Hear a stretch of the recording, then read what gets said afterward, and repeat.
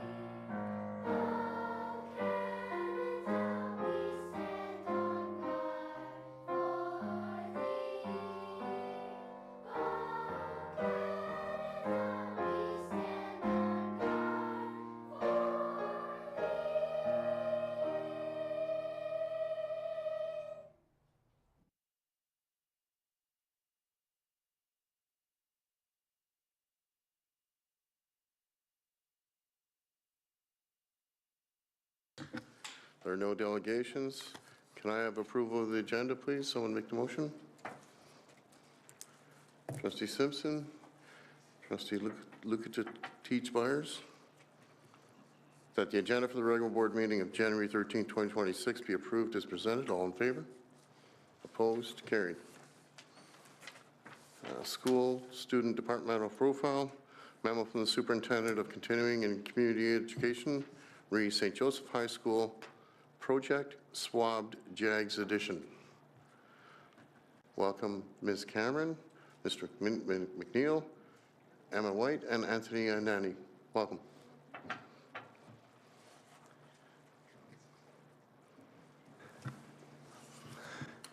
Thank you, Mr. Chair. I'm pleased to welcome our visiting team from St. Joseph High School, Ms. Lisa Cameron, Principal, Mr. Dwayne McNeil, Department Head of Student Services, as well as grade 12 students Emma White and Anthony Ianni, who are here to share experiences and insights related to an initiative, a community outreach initiative project called Project Swabbed, JAGS Edition, an initiative of life-saving potential. So, Ms. Cameron.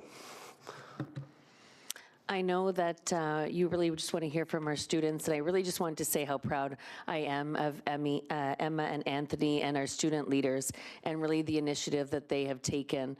It just so happened when Mr. McNeil came to me and talked to me about this initiative, some of you know Kelly McGibbon, and this is near and dear to her heart, and her and I had recently been in touch, and really Mr. McNeil and I reached out, and it just got the ball rolling. And as soon as you give that to some student leaders, this is what happens, and it builds community, and I'm really excited for the initiative and its effects that it's going to take place across the entire school board. So I will welcome Mr. McNeil. Thank you, Mrs. Cameron. So basically, my son was a graduate of St. Mark High School, and when he was in grade 12, one of his classmates was diagnosed with cancer and was in need of a stem cell donation. So this actually originated through St. Mark. And when we didn't even know he was actually doing this, he came home and told us about it. And we actually hadn't heard anything for a while afterwards. He was in third-year university, and he was at Lakehead University, and he got a call from Canadian Blood Services, and they told him that we believe we found a match for you. And he had done this in grade 12, and they said, is this something that you would still consider following through with? He was only about a week from midterm exams, so he was a little bit nervous about it. And he asked them a bit of questions, and they ended up flying him back to Ottawa. They did some more tests, and it was determined that he was actually a 100% match for somebody that was in need, that was very ill. So as parents, my wife's actually also works for the school board. We didn't know a lot about this, so they ended up flying him back to Ottawa a couple of times, and then he went through the procedure for stem cell donation. And as he was learning about it, they did what I felt was a very phenomenal job of educating him about it, and he would come home and then tell us about it. And throughout the process, he helped educate us about it, and he talked a little bit about, as a grade 12 student, when he did this, what were things he was thinking about. He said, an upcoming sports event, maybe an exam that he had coming up that he had to study or homework. But then he said through the process and Canadian Blood Services helping educate him, he started thinking about what other people were thinking about, like, am I strong enough to fight this? Will I get through this? Will I ever find a donor that matches me? So it really made him think in other ways.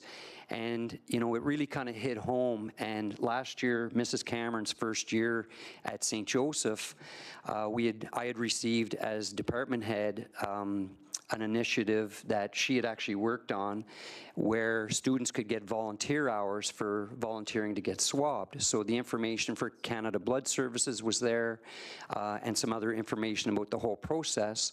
And so this had always kind of stuck with me. It was a pretty moving experience to actually have them selected and go through the process. So I had approached Ms. Cameron and said, hey, we'd like to do something. Okay, sorry.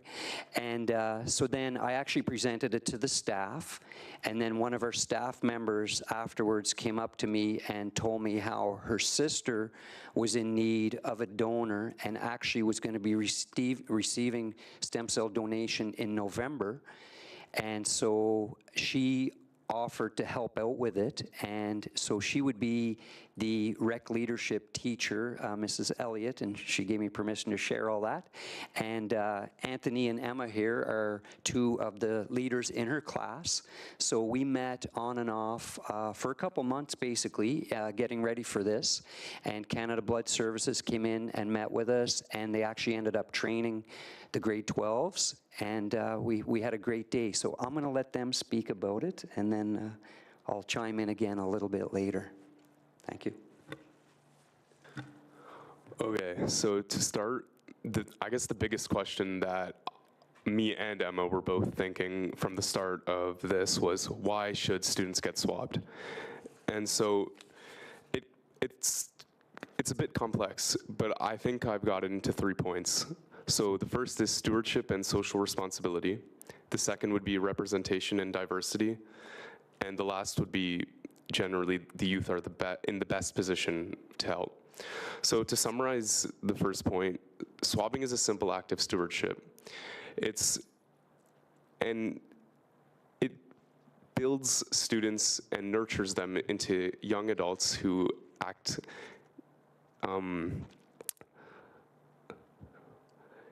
it nurtures them into well-rounded adults.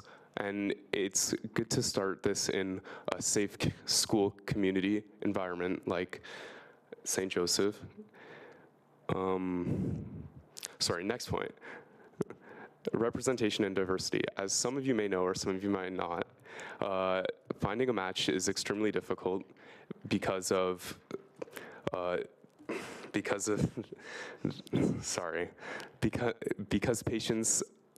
due to low representation of ethnicity, a lot of patients on the registry don't find matches due to this issue. So having an event like this run in St. Joseph High School allowed these gaps to be closed and accessible for more patients to find matches. Having this event run in schools would allow individuals aged 17 to 35 to be targeted, as these are the most needed candidates for stem cell donations. Schools are effectively the best place for this event to be run, as it has the opportunity for students and staff to make life-changing choices.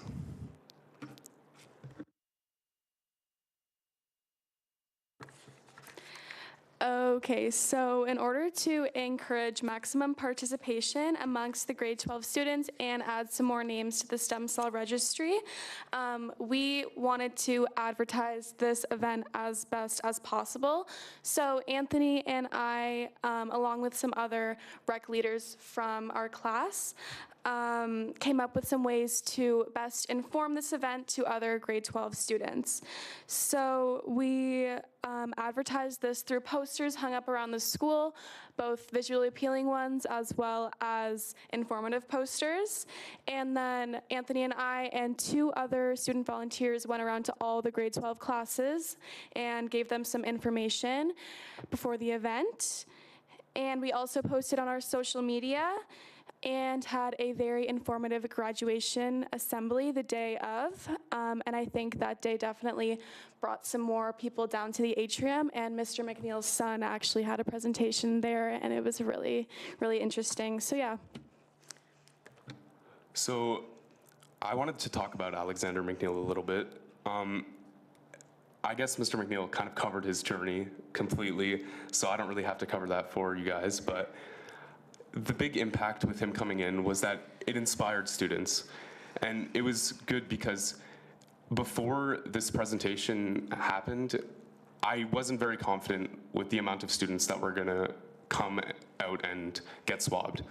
I think this was a great turning point. I think this is a great turning point in decisions for students, as he was someone that you could relate to. His story was funny yet very serious, and it came across very meaningful. And I think that when someone like this comes in and speaks to the students, they tend to pay attention more.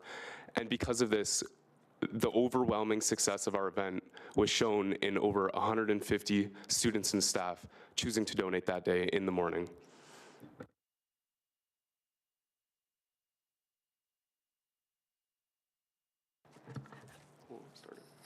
Okay. So here we have a couple of photos from the event. The first one on the left is the U-shaped table. This was our operation table for the day. Behind the table, we have some rec leader students. They're in the pink sweaters. They were trained by Canadian Blood Services to be able to guide students through the swabbing process. Behind these students are the Canadian Blood Services volunteers themselves. They're packaging the swab kits so we can maximize efficiency while swabbing.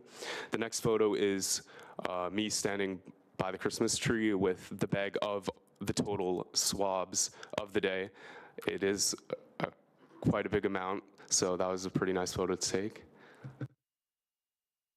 And then explaining the pictures a little bit more. So you have your student volunteers and also some staff members getting swabbed. Also, as you can see, the students and staff members were actually swabbing themselves. So as student volunteers, we did not have to do anything. We just had to prepare the swabs and made sure that everyone was comfortable swabbing themselves.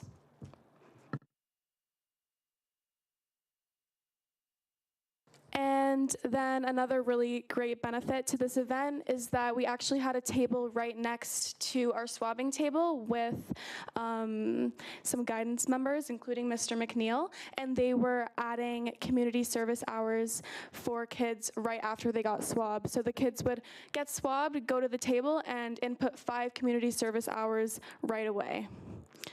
And then there's also a picture of half the atrium or the wood floor gym that the students were in. So the grade 12 students, there was another side of that. There was plenty of kids in the gym listening to that assembly that day.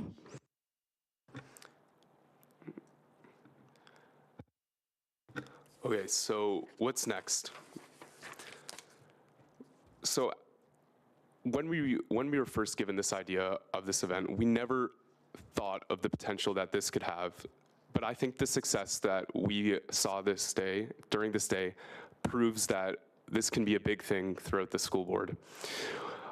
After this event had ended, our teacher had already made the next steps towards branching this out and had contacted multiple different schools like St. Mark's, Mother Teresa, Holy Trinity, etc.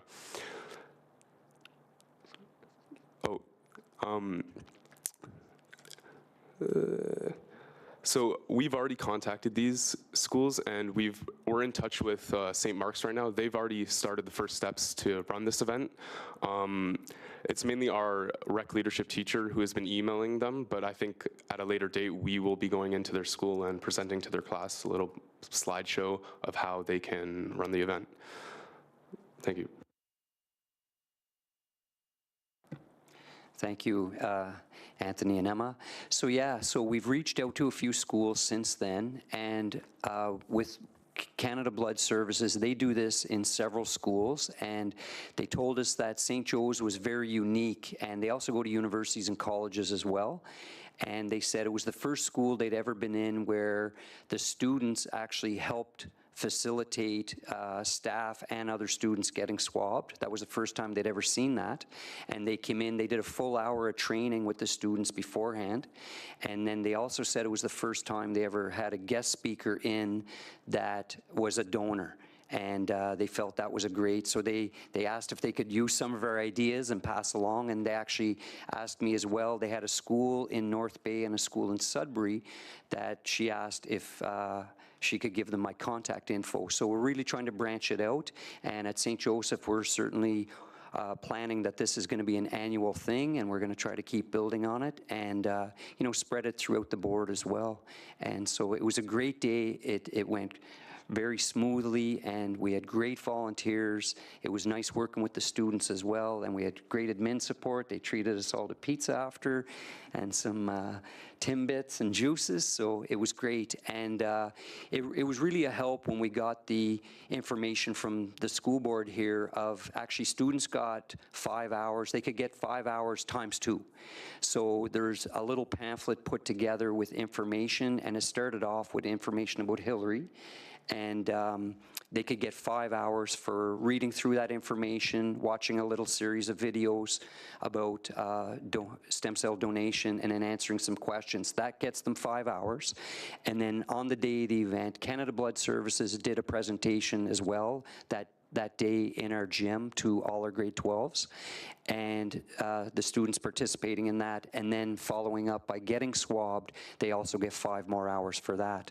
So they could get 10 hours altogether, and we just thought it was a great idea to also have them fill out their volunteer sheet right there and enter the hours right on the spot. So they'd get swabbed, they'd come over to us, we'd enter their 10 hours right into their status sheet, and it was great. So it was a good day. We're hoping to build on it again for next year, and yeah, that's pretty much how the day went. So thank you.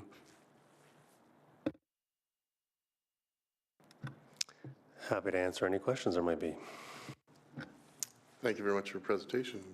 Great job done by the student and the faculty. Questions or comments? Trustee Moore. Thank you very much through you, Mr. Chair. You answered all my questions. I was going to ask if you're doing it with the grade 11s, and training them for next year, but you said you are. And I was wondering if you maybe even 2 times a year, catch them early in the fall, then maybe the ones that missed out in the spring, but sounds like you're busy. Through you, Mr. Chair. So it's actually a good point, because a lot of the students that came down wanted to get swabbed, but some of them weren't 17 yet. And so what we did was we gave them some of the kits that were sealed to take home, so that at a later date when they turned 17, they were able to do it at their own house and then ship it to Canadian Blood Services. But wouldn't it be more fun with pizza and Timbits?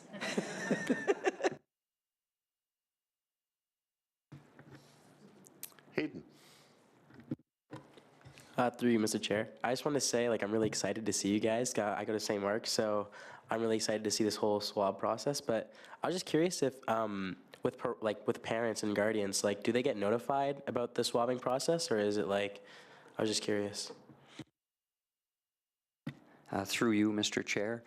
Yes, they did. So leading up to this, after actually Anthony and Emma had done their visits with all the grade 12s, they found out kind of first through that. We put together an information sheet that we sent out to all the parents, guardians, and all the grade 12s, letting them know all of the information about this. At that time, we'd had our date picked out and everything. And then actually, over 16, you didn't actually need parental consent. That's why some of the grade 12s that are still 16, they weren't able to do it yet. But you fill out a form on your phone. They had a QR code that everybody had to scan and fill all of that out. But throughout the process, yeah, we informed everybody, every step of the way, basically. And then the day of, the students actually, and actually we had quite a few staff that got swabbed as well. The ones that we wanted to donate, but we couldn't. We're too old. But the ones that were under 35, we had several that did it, and everybody kind of went through the same process where they have to complete some questions on their phone and then do their own consent. Yeah, thank you. Trustee Simpson. First of all, I want to tell you that this is very near and dear to my heart because Hillary's mom, Kelly, I taught when she was in grade 5. So I've been following Hillary's story for a long time. And when I saw this come up, I thought, wow, what incredible student leadership and social responsibility. And of course, when we hand it over to students, it always gets well done and it's always more engaging. So thank you very much for the leadership you've shown in this. Trustee Fionn. Through you, Mr. Chair, I was just going to echo the sentiments of my fellow trustee here as well. I think it's just really amazing when students take up a challenge like this. People listen. People want to get on board and jump in with both feet. So congratulations to you and you, sir, as a father, and think about how proud you are of everything that's happened to your family, and of course your principal would be extremely proud of you as well. And it's exciting. It's really exciting. So to come here and share this story, thank you very much. It really means a lot.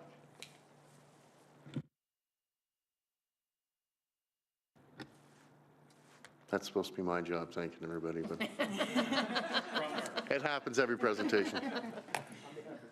Yeah. Thank you very much for coming. Thank you for sharing your story. I would ask the two students to come up once we pass the motion and get your picture taken, and I got a little present for you. So can I have a mover for the motion, please? It's just Trustee Phelan and Trustee Moore.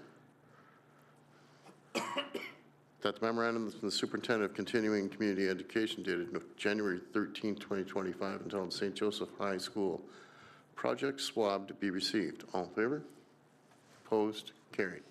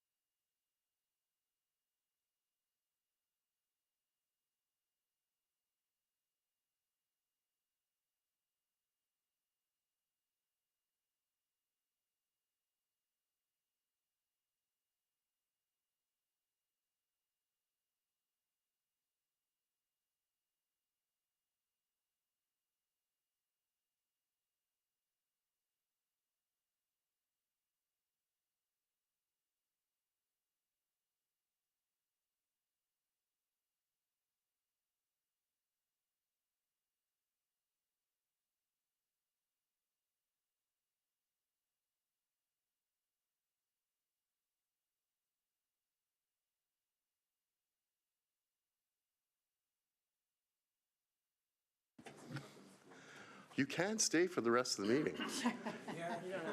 No, you don't have to. Okay. Item F, declarations of conflict of interest. Seeing none.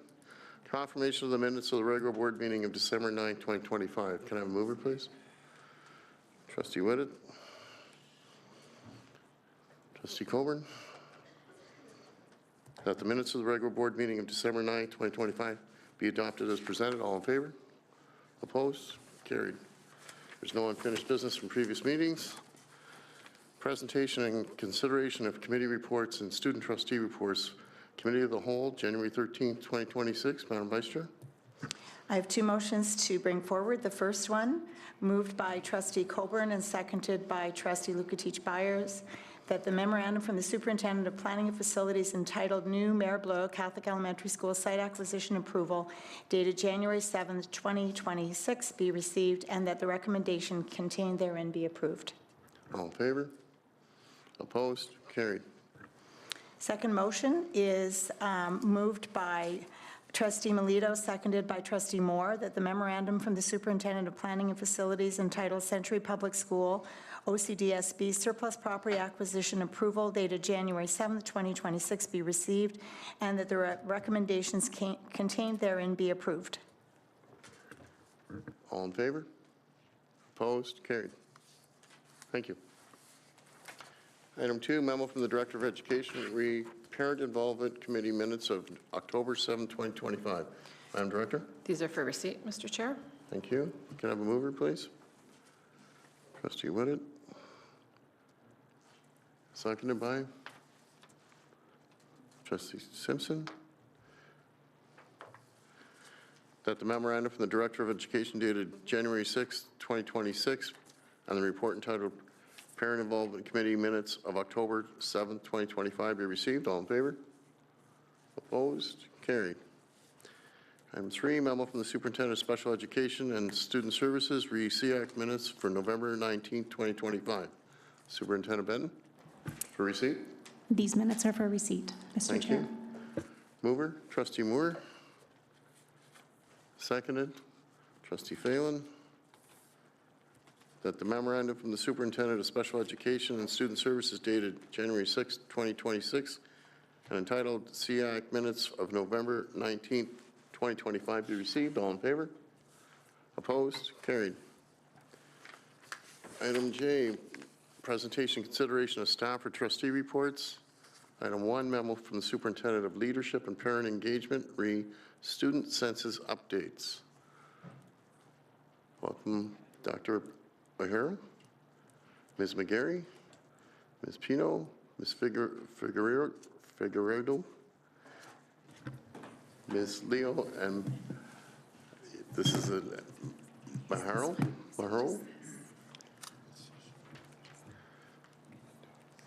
Welcome. Thank you.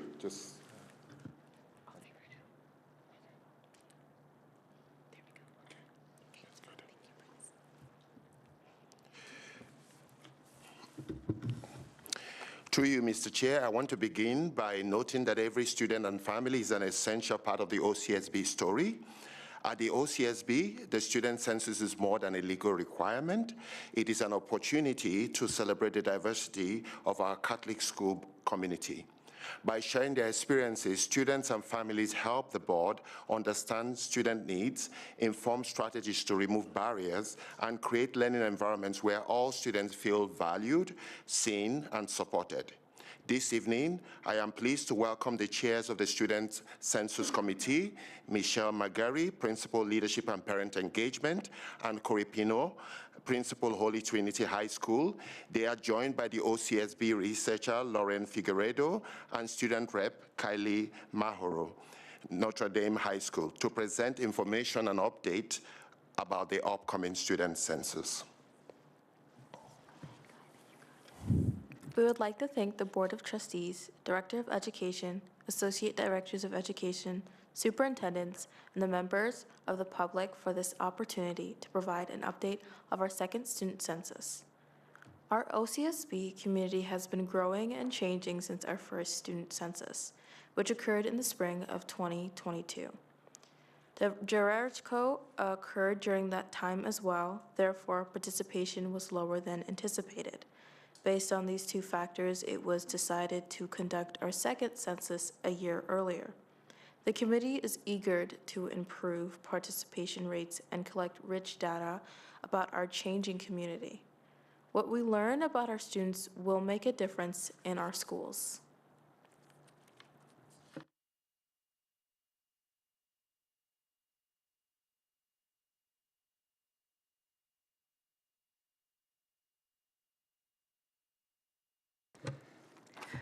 With the resulting data, and along with the other data the board collects, the student census will help make decisions that improve learning, well-being, and inclusion in our schools, thus working to remove barriers and close achievement gaps and supporting our equity and inclusion work. It will help improve resources for students with diverse backgrounds. It will help identify areas where additional supports may be needed. And lastly, the census will help us celebrate the diversity of our student population. Following what some boards in Ontario are doing, which is a change from our last census, students in grade 4 through 12 will be completing the survey during class time. It is our hope that more students completing it in school will lead to an increased participation rate. The survey is in English. It takes about 5 to 7 minutes to complete, and there is an option to use technology to have it be read to the participant. All 3 surveys contain the same questions regarding race, ethnicity, language, place of birth, disability, indigeneity, gender, and religion. The only difference is that a question about sexual orientation is asked among grades 9 through 12 students only, and an open text box for gender identity has been added in this survey only. Schools will work to ensure all students can complete the census. Some students in grade 4 and up may require differentiated support at school, or, in some cases, parents' support to complete the census at home, and those supports will be put in place. Census administration guidelines for teachers are worded differently for students in grade 4 through 6 to support them to understand the questions and how to complete the census. A specific link for each student in kindergarten through grade 3 will be emailed directly to their parents' email. The student census is, next slide. Next slide, thank you. The student census is entirely voluntary. So parents will receive an email with all of the information they need to make an informed decision about whether or not they wish for their child to participate. If a parent decides that they do not wish for their child to participate, contained in that email will be a link to an opt-out form. This was the protocol we used the last cycle as well. Parents complete that form that gets submitted here centrally, and then access for that student is blocked. So on the day of the census administration at the school, when a student enters their login credentials, they'll receive an error message, and the educator in the classroom will let students know in advance what that means. It means that they're not permitted to complete the census. In addition, students have the right to assent, so to choose for themselves whether they wish to participate or not. And again, the educator in the classroom will be indicating that to students, as well as the right to participate in any or all of the surveys. So they can certainly choose to skip any questions they do not wish to answer. The census will be administered to maintain the privacy and respect the privacy of each student. So they'll be asked to collect it or to complete it similar to a test, quietly and independently, and to keep their eyes on their own device and their own phone. And then finally, similar to the first cycle, we will follow all our board protocols for maintaining the confidentiality of the data. So that includes all of our layers of security for data storage, retention up to only a maximum of a year, after which the identifying information will be destroyed, and limited access to only the research staff that require access to analyze the data. Finally, we will never be disclosing individual data. It will only be high-level summary reports.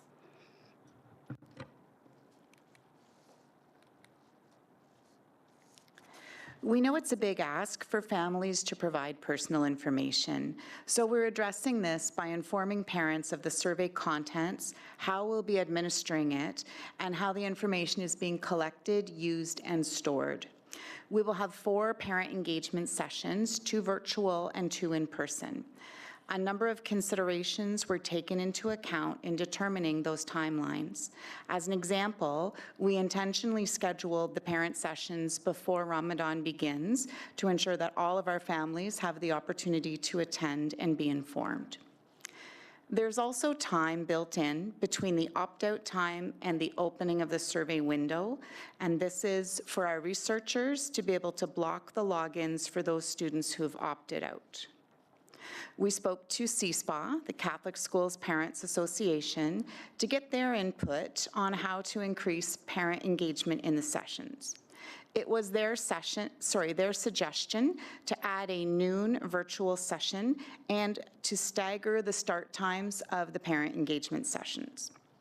For the virtual sessions, translation will be provided through closed captioning options. For the in-person sessions, childminding will be provided, as well as interpretation services. We've reached out to community agencies who support newcomer families to help us relay information about these important dates. The parent engagement sessions allow parents to ask questions of the researchers and others on the panel.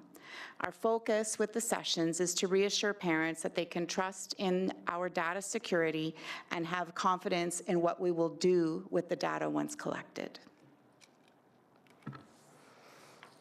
Early and frequent communication is key. Our communications department has developed a comprehensive plan, and to note, all of the pictures are of our students in the slide deck and in our communications plan. In early December, the schools picked up posters and tent cards to prominently display before Christmas events as families were coming into our schools. They all have a QR code which is linked to information on our board website. This month, census information will be pushed to all school websites. There will be a social media campaign, including engaging promotional videos. Schools will focus on amplifying the message about the parent engagement sessions and will present to their school council about the census. In February, schools will communicate the process for families to opt their child out.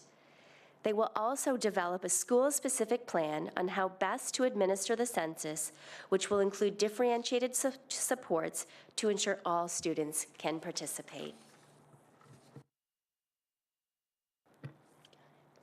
Student force has been a priority. On our committee, we have 2 student trustees and 4 other students from different high schools, representing a variety of student affinity groups. Our opinions on how to engage students were prioritized and incorporated into the promotion plan.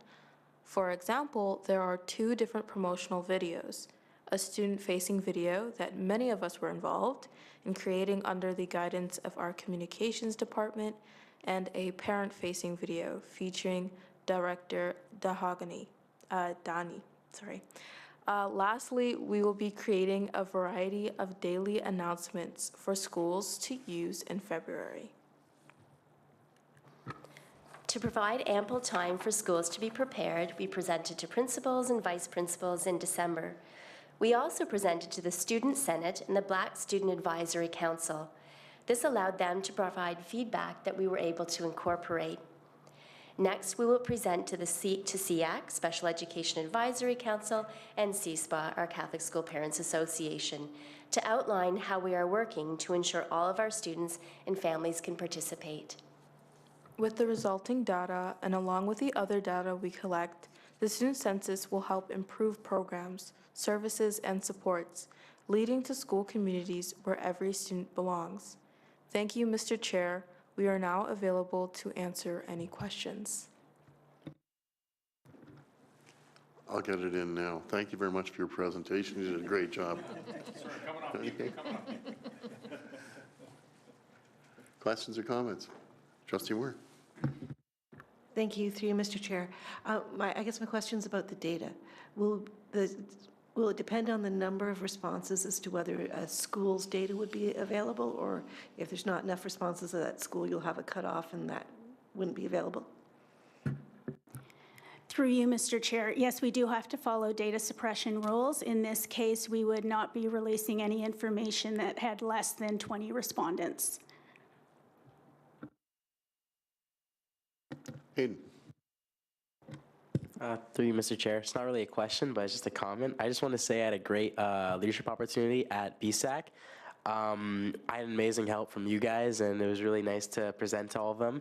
And when we were planning for this, we gave you guys suggestions, and you guys gave us answers. So I'm really happy to see this, and I'm really happy to see the video, promotional videos, and I can't wait to see this year's census. Thank you. Trustee Coburn. Thank you for the presentation. I actually have a couple of questions, if you'll indulge me. So I think Sandra alluded to the participation rate you're hoping to get, or you need to get. Maybe you could allude to that. What is the participation rate you're hoping to get?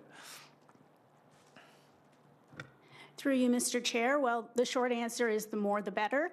But in order for it to be valid and representative in this case, we would want a minimum of at least 30 to 40% of the student body. As you're aware, when we drill down to school level, it can vary across the schools in our systems. So it'll be on a case-by-case basis as to whether we have enough representative data for each school community. Thanks. I have another one, if you'll indulge me. Yeah. So the data, where does the data go? Who gets access to the data once the census is done? Through you, Mr. Chair, there are 2 research staff for the board. I'm one of them, as well as Donna Mayu, and we are the only 2 staff members in the board who would have access to the identifying data set. And it's just as in the previous cycle, it will be our responsibility to access the data, analyze the data, and then we have up to 1 year, which is a ministry requirement, for us to then destroy the identifying information. Can I just ask a supplemental? So does the data go to the ministry as well?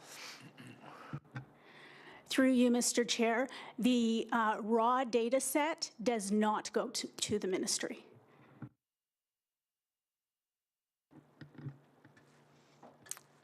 Trustee Moore. Thank you very much. So part of what I'm sure you're presenting to the parents on is how you created the questions in that, take ethnicity. There's enough of what I think might be a list of ethnicities, but then there's what there actually is. How did you create a list that's going to be broad enough for a 9-year-old to answer, but not too overwhelming that they kind of just close their eyes and pick? Through you, Mr. Chair. So we learned from our best practices from our first cycle. It was originally derived from the Statistics Canada standards that they apply for these types of census questions. And we're using, in a lot of cases, an auto-populate function that works in the background. So as a student types perhaps Spanish as the language that they speak at home, it'll auto-populate it and they can select. But for every question, we also have the possibility of an other text box. So they also have the opportunity to just type in whatever they wish in response to the question. So if I understand, if they type in Spanish and then they get to the where is your family from? So if they're the only Spanish-speaking family in Tuktoyaktuk, they could type in Tuktoyaktuk? Through you, Mr. Chair. So if the auto-populate does predict what they wish, they can select that. Or if the answer they're trying to respond with is not there, they can enter it in the other section.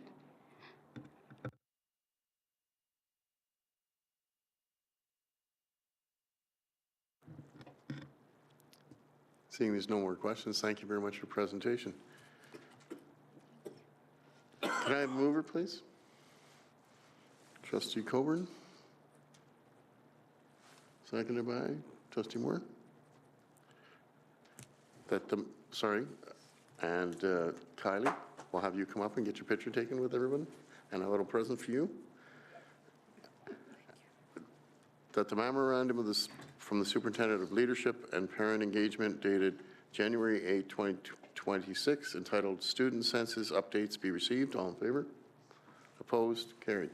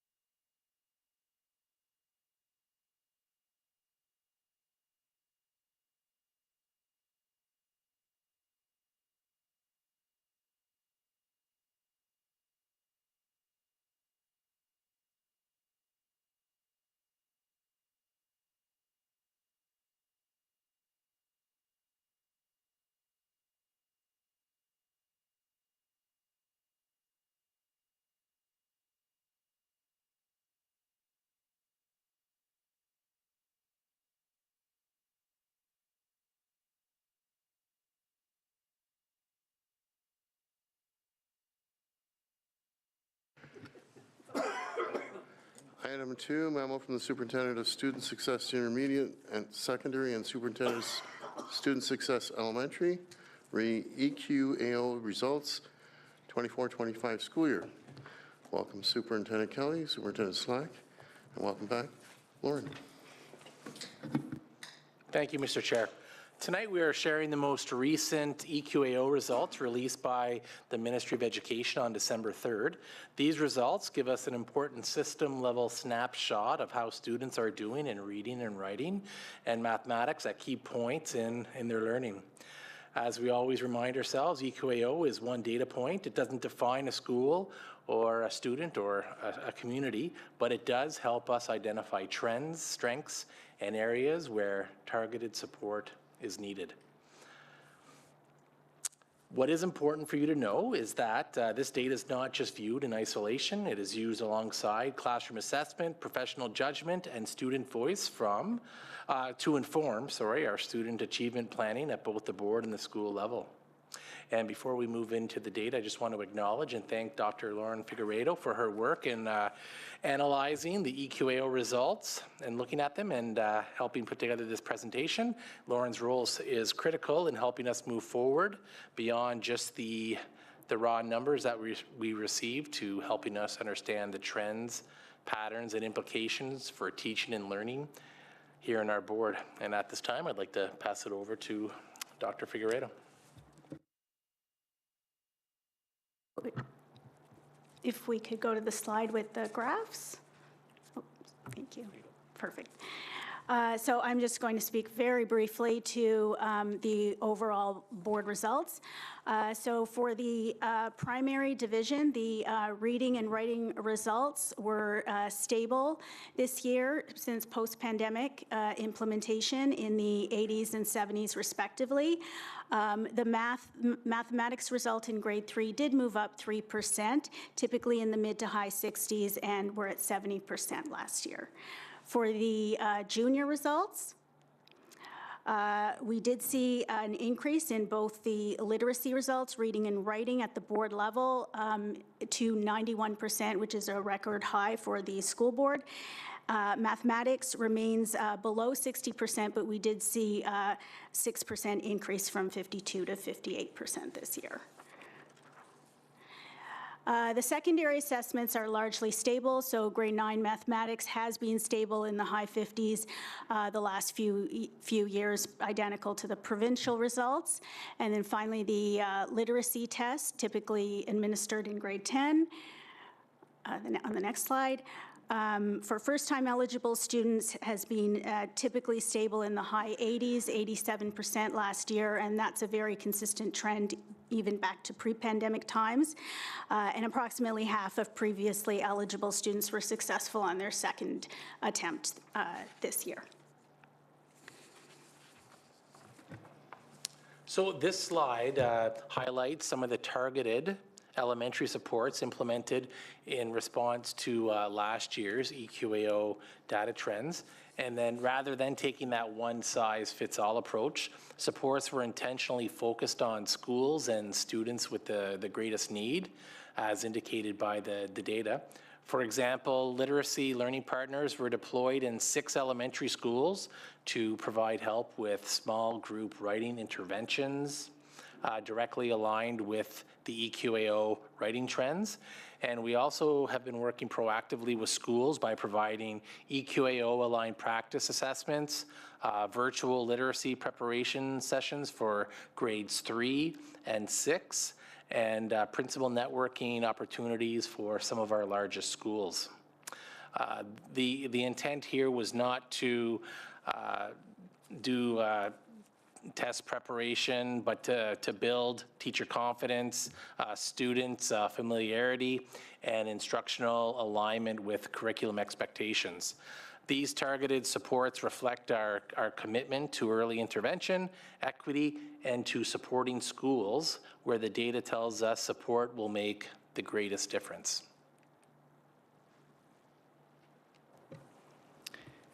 And looking at last year's targeted supports, so as a precursor to the results that students achieved last year, we took a number of steps. That's at the intermediate even, and moving into secondary panel with students. And one of the big initiatives that we undertook was providing the LIT Guide, which is a product produced. It's an electronic platform where students can go in, answer questions on the OSSLT, and they receive feedback on their responses in real time. So it's something that we piloted, realized that it was of great benefit to students. It does provide that immediate feedback to them.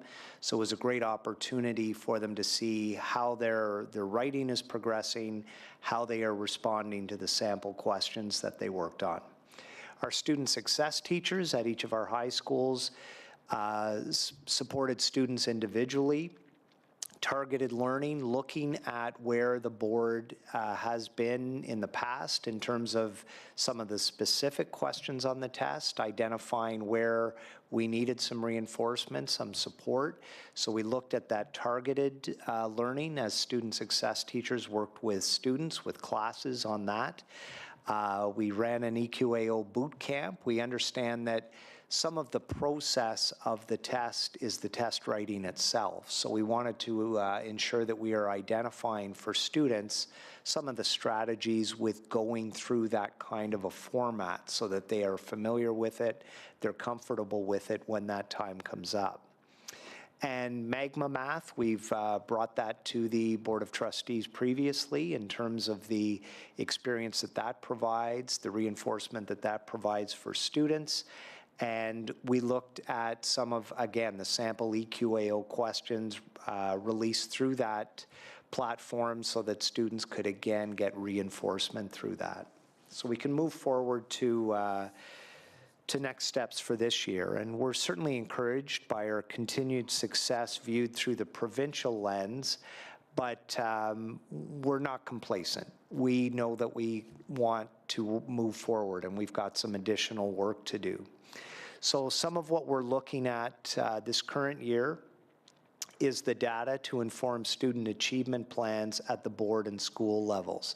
So ensuring that principals and administrative teams at schools incorporate the goals and strategies directly related to EQAO preparation and that achievement for our students within their student achievement plan so that it's not separate to that work.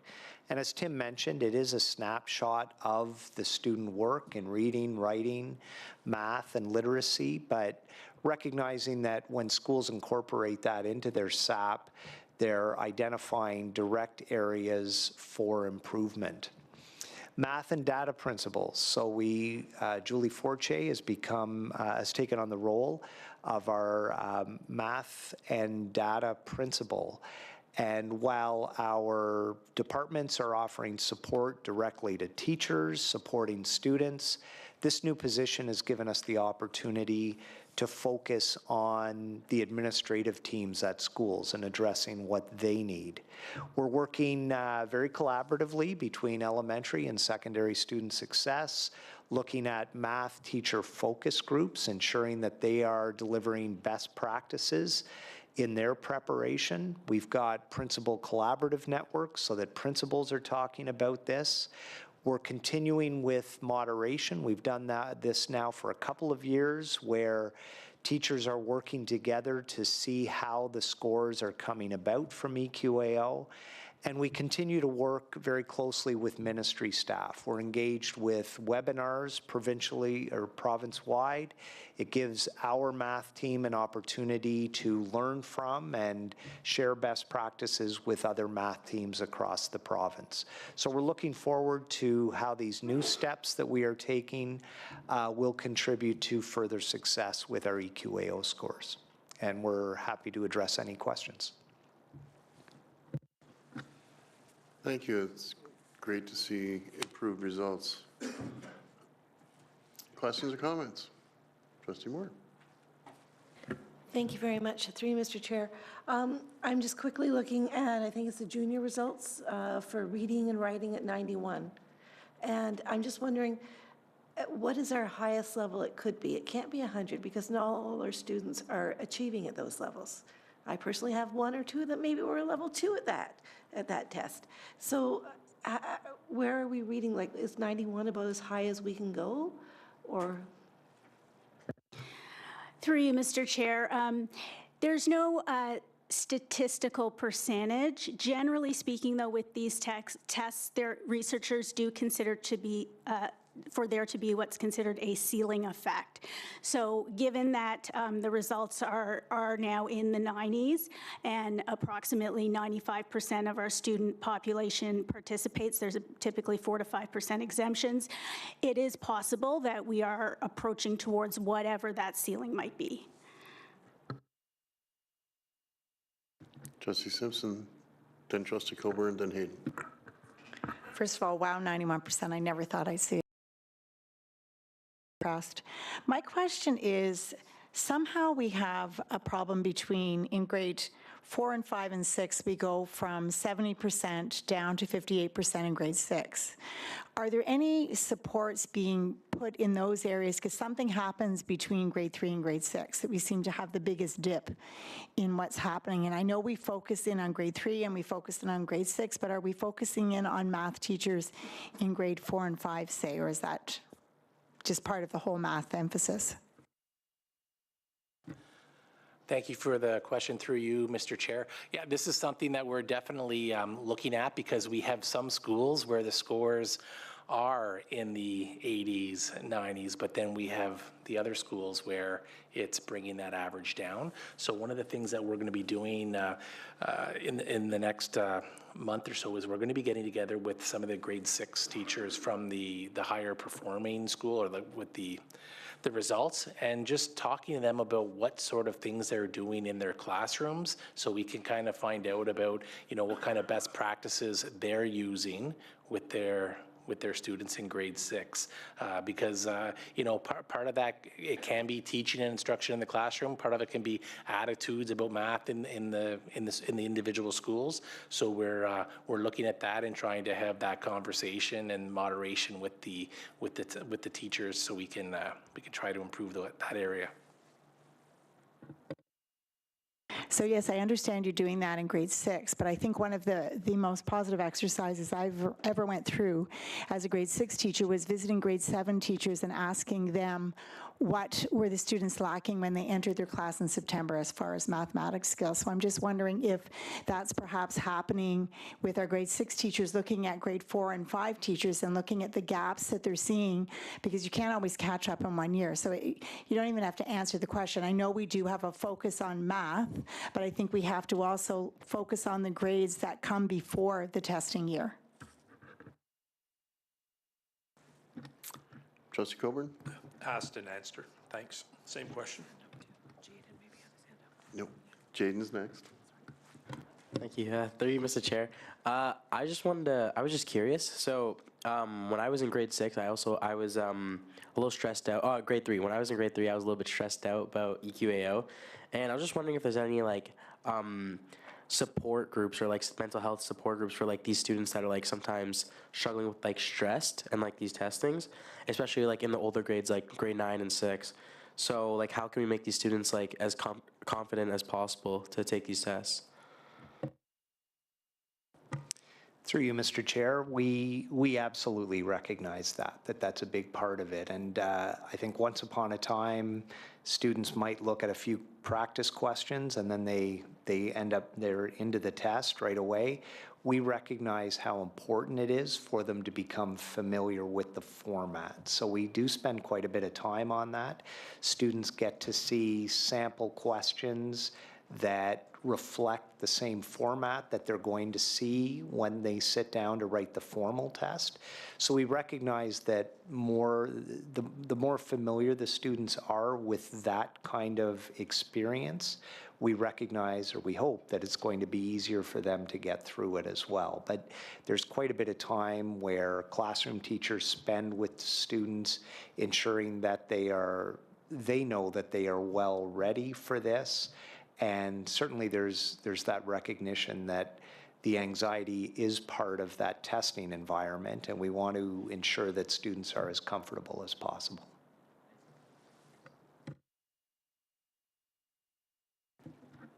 Any other questions or comments? Trustee Moore? Thank you, through you, Mr. Chair. I'm asking for a friend who wants to know about the individual results, because often we receive either by family of schools or individual schools the results for the EQAO. Will that be happening this year? Through you, Mr. Chair, individual results are always provided to the families.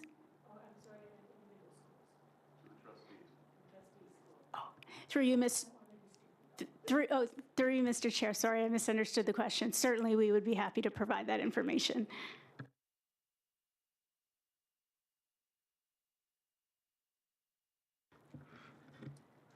Thank you very much for your presence. Trustee Moore. Sorry, I was just looking at the secondary school literacy test results, which are very good. And then if you add in the 50% who got it the second time, we're actually up over the 90%. Are we hitting that ceiling? Is that why those results aren't changing really? Through you, Mr. Chair, that statistically, that's quite likely the case. And then in addition to that, when you factor in the eligibility for the course to satisfy the graduation requirement, I think it's very consistent from year to year. I'm glad to hear we're doing so well. Mover, please, trustee.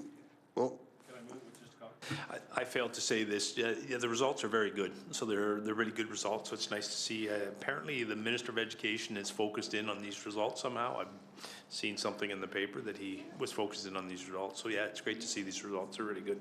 And I'll move it, Mr. Chair. with trustee Coburn, seconded by trustee Moore. Oh, touch a look at these buyers. That the memorandum from the superintendent of student success dated January 13, 2026, entitled EQAO Results 24-25 school year be received. All in favor? Opposed? Carried.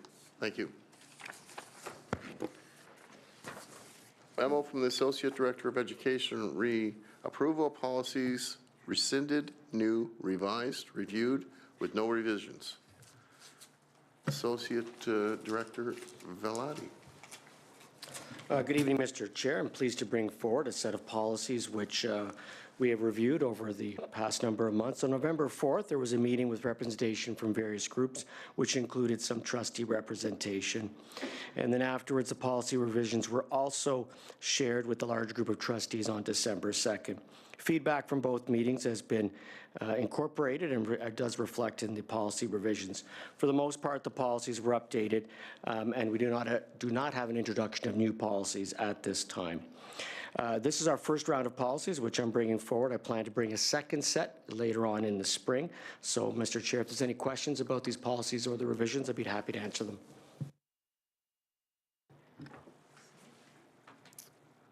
Questions or comments? Trustee Coburn. Was Sandra part of the review team? Yes. Through you, Mr. Chair, Trustee Moore was part of the review team, as well as Trustee McEwen, and the feedback, as always, is excellent. Trustee Simpson had her oil changed. Okay. I'll move it if you want then. I've already got Trustee Moore written down. Yeah, no. You can second it. Trustee Melito.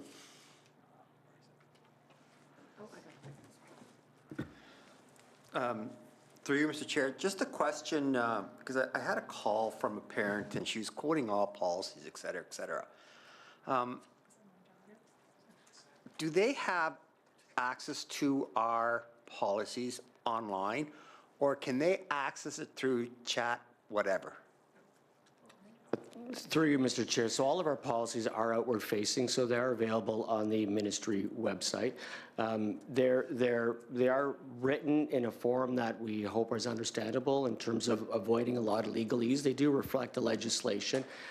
However, at times it can get into an interpretation piece that we do see that at times, but they are outward facing. Follow-up? So we should be cautious when a parent starts quoting us stuff because we don't know where they got that from, correct? Through you, Mr. Chair, I would agree. I would present some caution that if we're uploading or accessing AI as a means of interpretation for policies, it can be problematic. Thank you.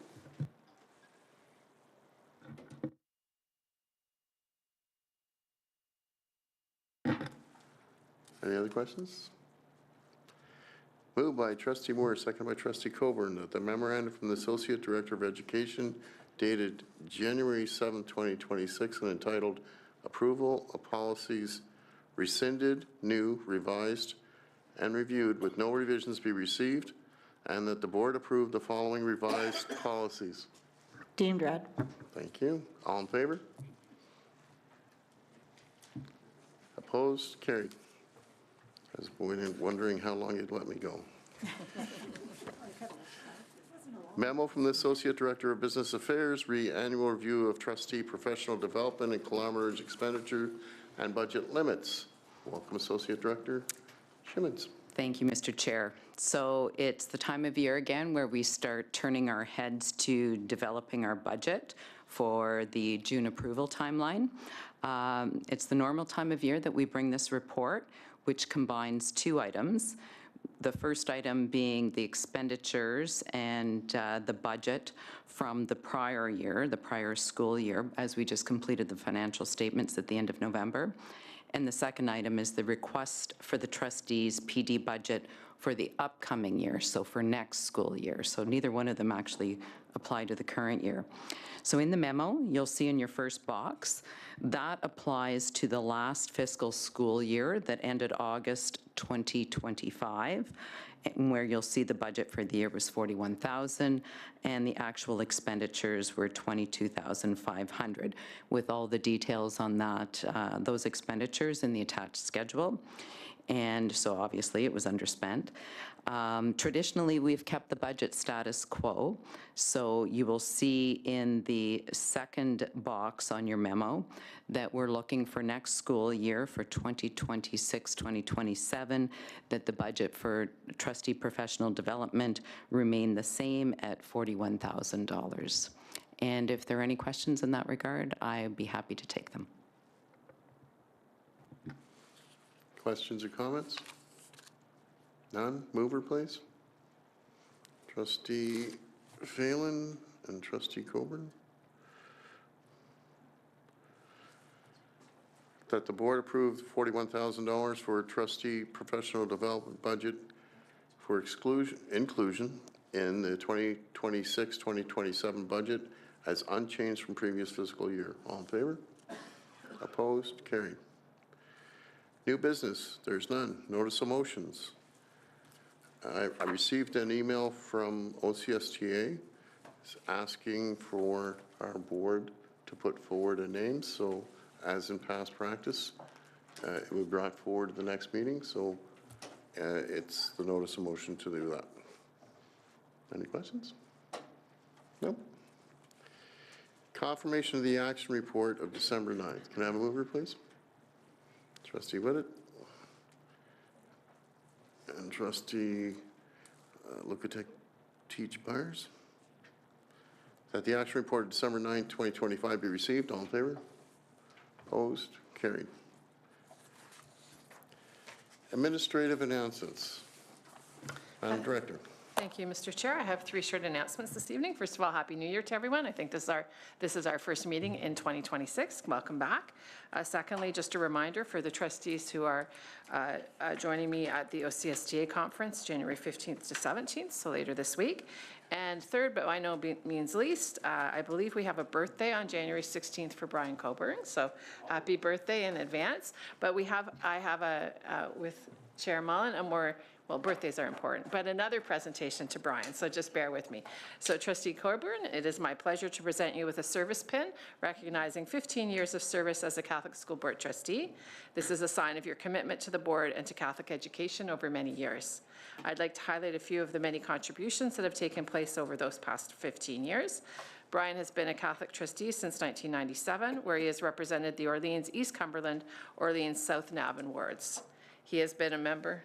Did I do something wrong already? 1997? That's me.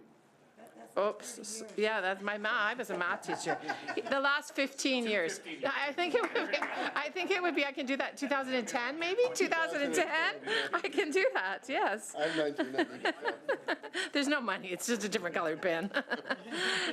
He's been a member of many committees, including chairing the audit committee, which he's done since 2010. I think maybe he started, if my math is now right.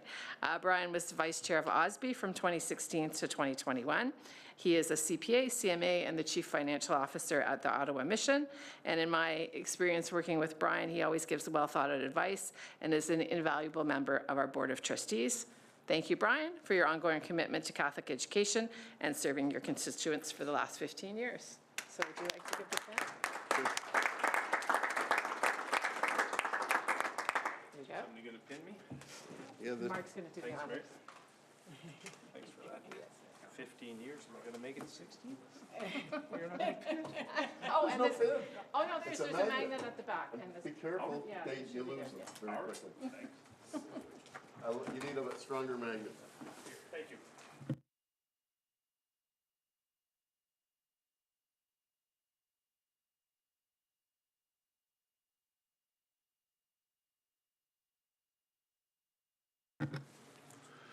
Trustee Coburn?